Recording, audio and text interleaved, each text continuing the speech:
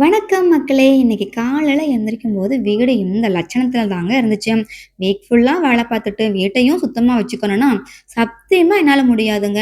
அதனால இந்த வீக்கெண்ட் ஆச்சும் வீட்ட கிளீன் பண்ணலான்னு சொல்லி முடிவு பண்ணி, வீடு ஃபுல்லா ஒட்டடை அடிச்சு வேக்கம் போட்டுட்டேங்க.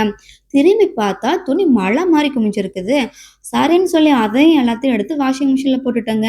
இந்த வாஷிங் மிஷின் மட்டும் இல்லன்னா, என் பொழப்பெல்லாம் சிரிப்பா சிரிச்சுருங்க. ஒரு வழியா எல்லா வேலையும் முடிச்சுட்டு டைம் பார்க்குறேன். மணி 11 மணிங்க.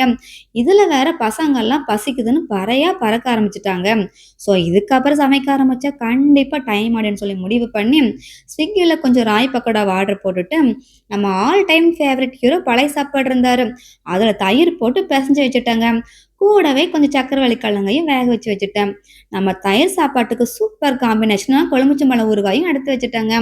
கூடவே பார்த்தீங்கன்னா 2 முலாம்பழத்தையும் கட் பண்ணி வச்சுட்டு, ஃபைனலா பால் காய்ச்சி கூடவே பிரெட்டும் வச்சுட்டேங்க. வீக்கெண்ட்னாவே ஏதாவது கொஞ்சம் ரெஸ்ட் எடுக்கலன்னா சத்தியமா முடிய மாட்டேங்குதுங்க. வீடு கிளீன் பண்றது, ஏதாவது குழந்தைகளுக்கு ஸ்பெஷலா சமைச்சு கொடுக்குறதுன்னு எப்ப பார்த்தாலும் பிஸியாவே இருக்கிற மாரி இருக்குதுங்க. பட் இந்த வீக்கெண்ட் பார்த்தீங்கன்னா, பசங்களும் கொஞ்சம் அட்ஜஸ்ட் பண்ணி சாப்பிட ஆரம்பிச்சுட்டாங்க. எங்க பாப்பாவுக்கும், பூக்குட்டிக்கும் பார்த்தீங்கன்னா, சர்க்கரை கிழங்கு, முலாம்பழம்லாம் ரொம்பவே பிடிச்சிருந்ததுங்க. ஃபைனலா பார்த்தீங்கன்னா, பாலெல்லாம் பிரெட்ட தொட்டு சாப்பிட ஆரம்பிச்சுட்டாங்க. இந்த வீக்கெண்ட் உங்களுக்கு எப்படி போச்சுன்னு கமெண்ட்ல சொல்லுங்க. நெக்ஸ்ட் வீடியோல பார்க்கலாம். டாடா! பாய் பாய்.